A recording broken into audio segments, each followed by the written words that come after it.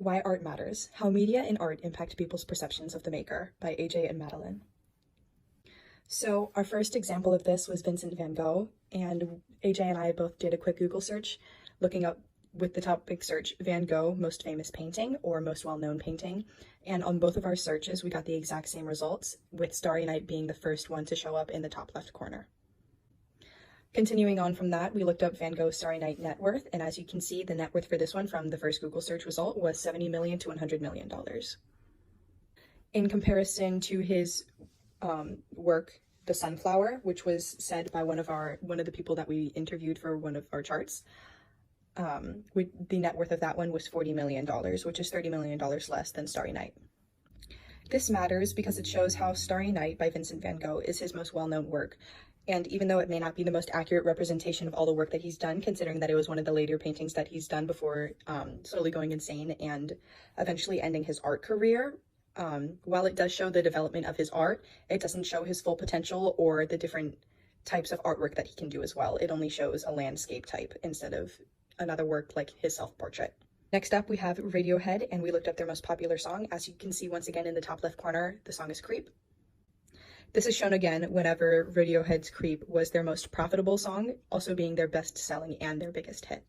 Continuing on from that, Radiohead it said in an interview that Radio X had with Radiohead, that the band didn't feel that the song truly represented them or where they wanted to go as a band, and didn't actually like the song all that much.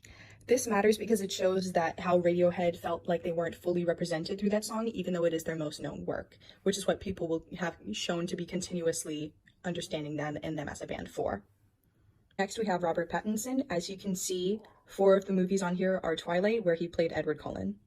Again, showing here through another quick Google search, it says that fans have known Robert Pattinson as Edward Cullen for over a decade.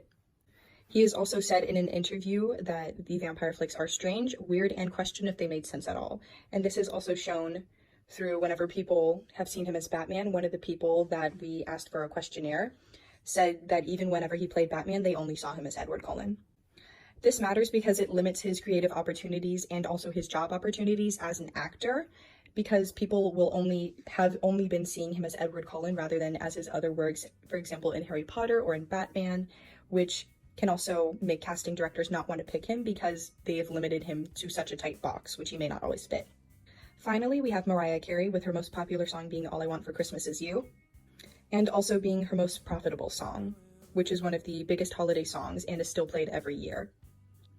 This one also matters to us because it also shows how her creative opportunities have also been limited, because they only show her during Christmas time rather than year-round, while other songs like That's a Wrap or other songs like the song Obsessed, while many people may know that one, it's not the one that she is most known for.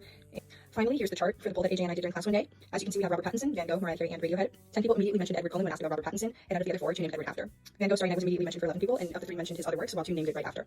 For Mariah Carey, an overwhelming 13 out of 14 named All I Want for Christmas first, and the one who didn't mention it said that they hated the song. Finally, Radiohead was an even split of the 7 and didn't mention Creep, but 4 named Creep afterward, naming it second, and the other 3 didn't know Radiohead.